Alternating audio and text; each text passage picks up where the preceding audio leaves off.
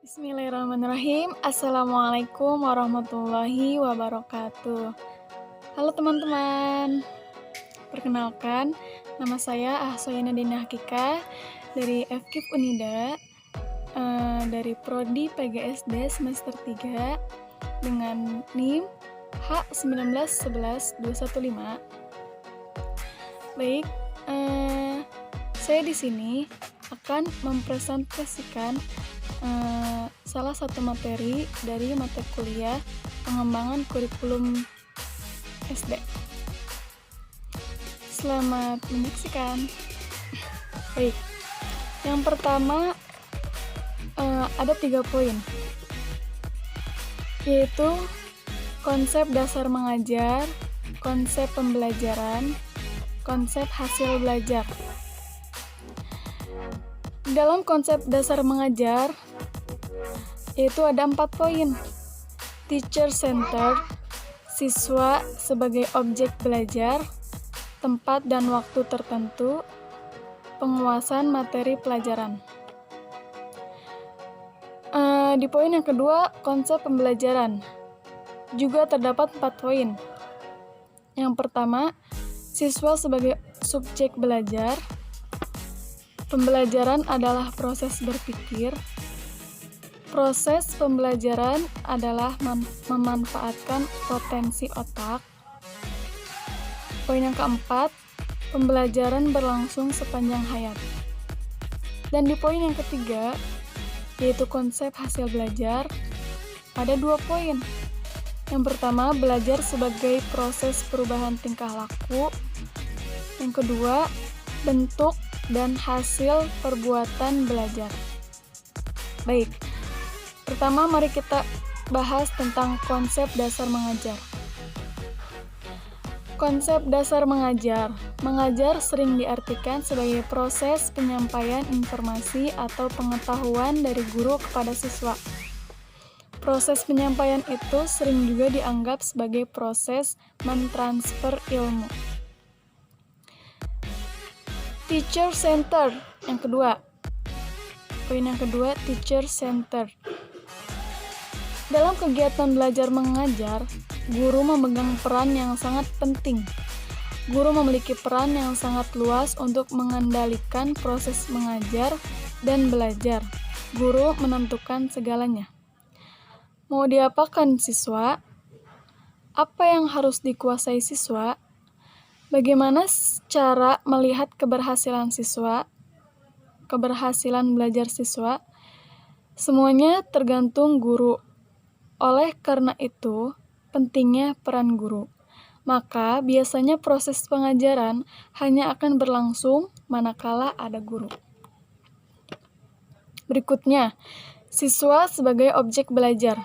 Peran siswa adalah sebagai penerima informasi yang diberikan guru, jenis informasi dan pengetahuan yang harus dipelajari kadang-kadang tidak berpijak dari kebutuhan siswa, baik dari segi pengembangan bakat maupun dari minat siswa, akan tetapi berangkat dari pandangan apa yang menurut guru dianggap baik.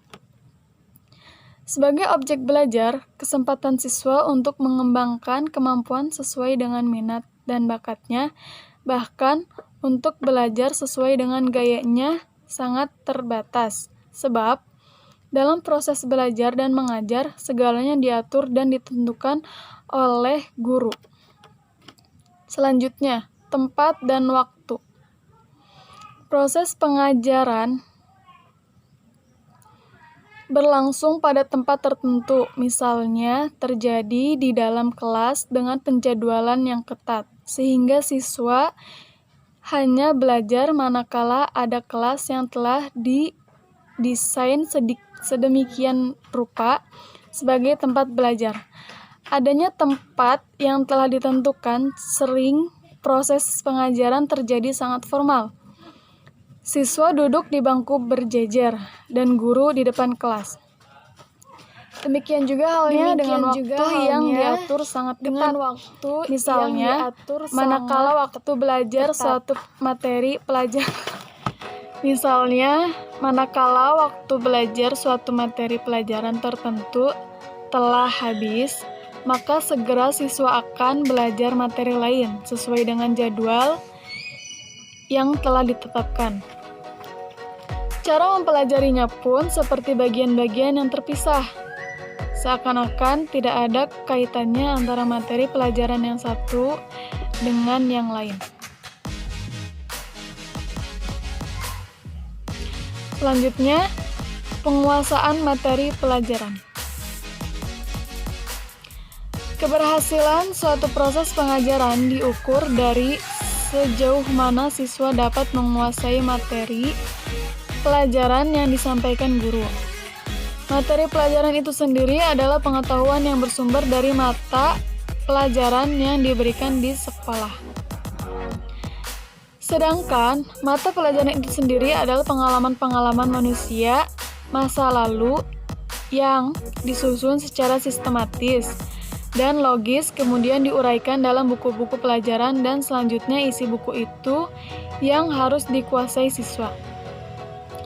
Oleh karena kriteria keberhasilan ditentukan oleh penguasaan materi pelajaran, maka alat evaluasi yang digunakan biasanya adalah tes hasil belajar tertulis. Selanjutnya, poin dari materi yang kedua, yaitu konsep pembelajaran. Kata pembelajaran adalah terjemahan dari instruction yang banyak dipakai dalam dunia pendidikan di Amerika Serikat. Istilah ini banyak dipengaruhi oleh aliran psikologi kognitif holistik yang menempatkan siswa sebagai sumber dari kegiatan. Selain itu, istilah ini juga dipengaruhi oleh perkembangan teknologi yang diasumsikan dapat mempermudah siswa mempelajari segala sesuatu lewat berbagai macam media seperti bahan-bahan cetak, program televisi, gambar, audio, dan lain sebagainya. Sehingga semua itu mendorong terjadinya perubahan peranan dalam mengelola proses belajar mengajar dari guru sebagai sumber belajar menjadi fasilitator. Selanjutnya, siswa sebagai subjek belajar. Dalam istilah pembelajaran, siswa diposisikan sebagai subjek belajar yang memegang peranan yang utama, sehingga dalam setting proses belajar mengajar, siswa dituntut beraktivitas secara penuh bahkan secara individual mempelajari bahan pelajaran. Hal ini dimaksudkan untuk membentuk watak, peradaban, dan meningkatkan mutu kehidupan peserta didik. Pembelajaran perlu memberdayakan semua potensi peserta didik untuk menguasai kompetensi yang diharapkan. Pemberdayaan diarahkan untuk mendorong pencapaian kompetensi. Selanjutnya, pembelajaran adalah proses berpikir. Belajar adalah proses berpikir. Belajar berpikir menekankan kepada proses mencari dan menemukan pengetahuan melalui interaksi antara individu dengan lingkungan. Dalam pembelajaran, berpikir proses pendidikan di sekolah tidak hanya menekankan kepada akumulasi pengetahuan materi pelajaran, akan tetapi yang diutamakan adalah kemampuan siswa untuk memperoleh pengetahuannya sendiri. Selanjutnya, proses pembelajaran adalah memanfaatkan potensi otak. Pembelajaran berpikir adalah pemanfaatan dan penggunaan otak secara maksimal menurut beberapa ahli. Otak manusia terdiri dari dua bagian, yaitu otak kanan dan otak kiri. Masing-masing belahan otak memiliki spesialisasi dalam kemampuan-kemampuan tertentu. Proses berpikir otak kiri bersifat logis, sekuensial, linier, dan rasional. Sisi ini sangat teratur Walaupun berdasarkan realitas, ia mampu melakukan penafsiran abstrak dan simbolis. Cara berpikirnya sesuai untuk tugas-tugas teratur ekspresi verbal. Menulis, membaca, asosiasi, auditorial, menempatkan detail dan fakta, fonetik, serta simbolis. Cara kerja otak kanan bersifat acak, tidak teratur, intuitif, dan holistik. Cara berpikirnya sesuai dengan cara-cara untuk mengetahui yang bersifat nonverbal seperti perasaan dan emosi. Kesadaran yang berkenaan dengan perasaan, merasakan kehadiran suatu benda atau orang. Kesadaran spasial, pengenalan bentuk dan pola, musik, seni, kepekaan warna, kreativitas, dan visualisasi. Selanjutnya, pembelajaran berlangsung sepanjang hayat. Belajar adalah proses yang terus-menerus, yang tidak pernah berhenti dan tidak terbatas pada dinding kelas. Hal ini berdasar pada asumsi bahwa sepanjang kehidupannya manusia akan selalu dihadapkan pada masalah atau tujuan yang ingin dicapainya. Dalam proses mencapai tujuan itu, manusia akan dihadapkan pada berbagai rintangan. Poin materi yang ketiga, yaitu konsep hasil belajar. Belajar sebagai proses perubahan tingkah laku. Perubahan perilaku karena pengaruh obat, bukan hasil belajar. Perubahan perilaku karena kematangan.